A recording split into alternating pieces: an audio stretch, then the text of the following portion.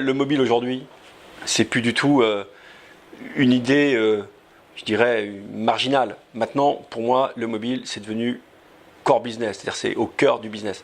Et du reste, je dirais que cette année, l'essentiel de la croissance que voyagesncf.com va faire, c'est l'international et le mobile. Donc c'est quelque chose d'extrêmement sérieux. Aujourd'hui, le mobile, c'est 40% de notre audience globale. Alors dans le mobile, je mets à la fois évidemment les smartphones et je mets aussi les tablettes. Néanmoins, 40% de l'audience du premier site de e-commerce français, c'est quand même pas négligeable. La deuxième chose, c'est que le mobile aujourd'hui, c'est 7 millions de Français qui ont téléchargé notre application. Ayez en tête qu'on est le deuxième en audience, on est le deuxième marchand français, le premier étant Amazon, mais est-ce un marchand français? Je ne sais pas. Mais donc, pour dire que c'est vraiment quelque chose de très très important. En termes de vente aussi, parce qu'il ne faut jamais oublier que, vous savez, nous on est quand même des vendeurs, ce qui compte c'est comment on transforme l'audience en achat. Suivant les périodes, c'est entre 10 et 15% de nos ventes globales. Alors sachant que quand vous imaginez que en 2012, voyagesncf.com c'est plus de 3,6 milliards, vous voyez quand même qu'on est en train de parler de plusieurs centaines de millions. On est clairement en 2013 au-delà de 200 millions d'euros de ventes sur mobile. Globalement, on est beaucoup plus gros, rien que sur mobile, que plein de sites français qui sont dans le top 20 des sites français.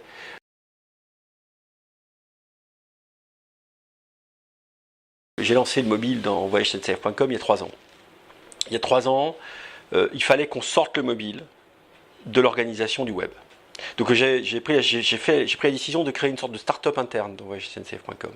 Donc c'était une équipe dédiée avec un gars en techno, un gars en marketing et un gars en relations clients. C'était vraiment une équipe qui avait son propre budget et que je voulais surtout pas que le mobile soit gêné par le web ou l'inverse. Donc aujourd'hui, bon, c'est la fin de la start-up.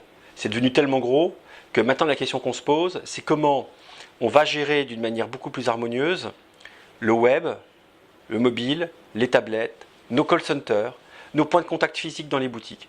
Le tout étant évidemment d'utiliser le mobile et les tablettes comme un outil de relation client beaucoup plus intime avec le client parce que le mobile et la tablette, le grand changement par rapport au web, c'est que c'est un outil personnel.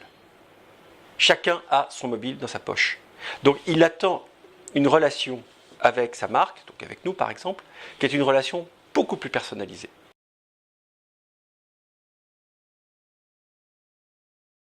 Aujourd'hui, notre expérience sur le mobile, je pense qu'elle est meilleure que notre expérience sur le web. Et je pense qu'il y a 2 raisons à cela. D'abord, parce que en fait, le mobile, lui, il n'a pas le legacy, c'est-à-dire tout l'héritage du passé. On est parti, il y a 3 ans, de rien. Donc on a fait quelque chose immédiatement d'extrêmement simple.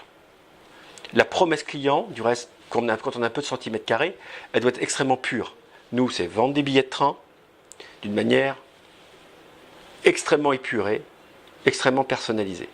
Et pour ça, ce qu'on a fait, c'est qu'on a travaillé sur 2 éléments. Le premier, c'est la personnalisation. Ce que veut le mobinaute, c'est acheter son billet en le minimum de temps. Alors pour ça, on a créé un compte client. Donc ce compte client, il fait quoi? Il permet de rentrer, évidemment votre numéro de carte bleue, je dirais que ça maintenant, depuis que Amazon l'a lancé, tout le monde le fait. Mais surtout on a rajouté un certain nombre de choses qui sont vraiment ce que le client a l'habitude d'avoir. Par exemple, on ne vous redemande plus si vous préférez votre place couloir ou votre place fenêtre. On connaît évidemment vos trajets les plus familiers. On sait si vous avez un chien. On sait si vous avez une carte de réduction. Vous le rentrez une fois. Et une fois que vous l'avez rentré, automatiquement, tout est plus fluide. Parce qu'on se dit du reste, ce qu'on teste, c'est que un client qui a fait son compte client, il commande en moins de 10 secondes. En réalité, c'est 6 secondes. 6 secondes pour commander. Et le dernier point, c'est quelque chose sur et là-dessus on a eu beaucoup à apprendre, c'est la dématérialisation du billet de train. C'est-à-dire qu'en fait, vous commandez très vite et vous recevez directement votre billet sur votre mobile. Et ce billet, sur votre mobile, vous le présentez au contrôleur, et le contrôleur, évidemment, peut vérifier que c'est un bon, votre titre de voyage, il est correct. Ça, là-dessus, on a énormément souffert. Pourquoi? Parce que globalement, c'est là qu'il y avait un lien très fort entre l'innovation qui était faite chez voyagesncf.com et ce qui se passe dans la vie vraiment très de terrain dans le train. C'est que les contrôleurs, ils ont un appareil pour contrôler, qui s'appelle un Axelio. Et bien, ce qui se passe, c'est que cet appareil, il marchait très bien pour scanner des billets de train papier. Par contre, pour scanner des billets sur un mobile, on avait un problème, c'est qu'en fait, la lame de verre réfléchissait. Ce qui fait qu'il a fallu qu'on change tous les Axelio, enfin toutes les cellules optiques des Axelio, pour que ce soit compatible avec le mobile ticket ou mobile billet. Aujourd'hui, on a 80% de toutes les destinations sur le TGV et les intercités qui sont compatibles avec le MBA. Et ça, on a dû changer quand même tous les appareils des contrôleurs.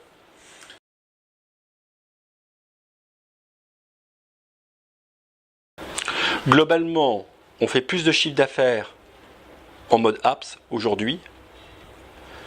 On voit que en mode browsing sur mobile ou sur tablette.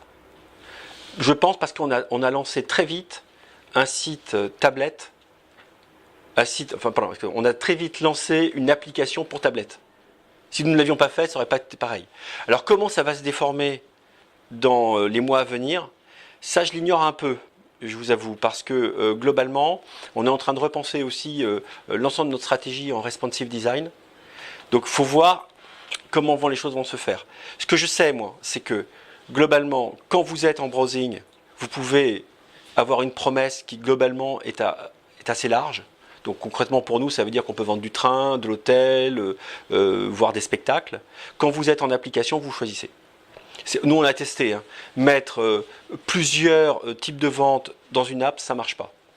Bon, alors c'est pour ça que je pense qu'il faut... il y a une question qui va se poser à mon avis avec l'arrivée des autres plateformes. Je pense en particulier à Windows 8, au Windows Phone. C'est comment on va réussir à trouver un continuum entre browsing et application. Moi je pense qu'à un moment donné, les deux vont se mêler. C'est-à-dire qu'on aura peut-être, pendant sa navigation, une app qui finalement est intégrée. Ce qui est quand même assez pratique. Voilà, donc ça c'est probablement, on travaille beaucoup sur Windows 8 en particulier, enfin Windows 8 Phone et Windows 8 en particulier parce que je pense que c'est les premiers à avoir pensé la navigation et l'application d'une manière plus intégrée. Et je suis à peu près sûr que, moi je ne sais pas ce qui se passera pour iOS 8 ou pour Android, mais mon sentiment, c'est que je pense que ces grands mondes, ces grandes plateformes propriétaires vont probablement intégrer le browsing et tout ce qui est application résidente.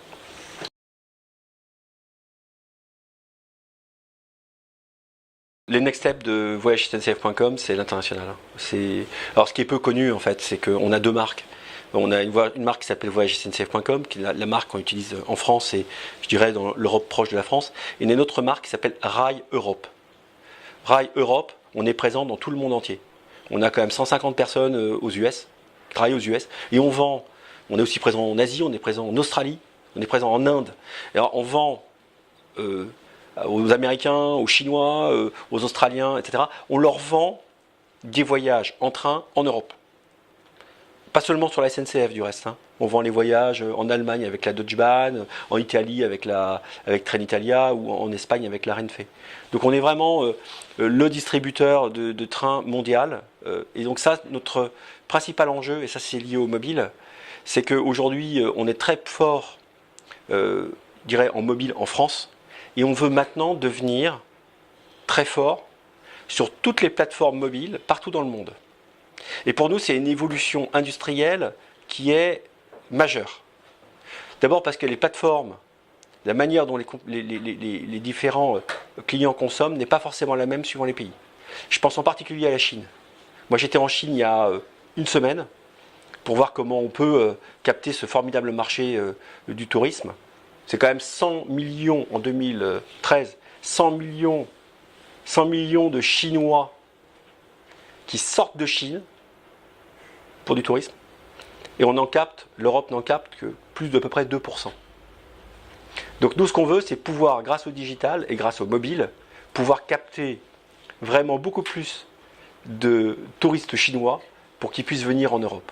Donc ça, c'est pour nous un enjeu majeur qui est autour de comment on utilise les nouvelles technologies, en particulier le mobile, pour aller capter des nouveaux clients en dehors de France.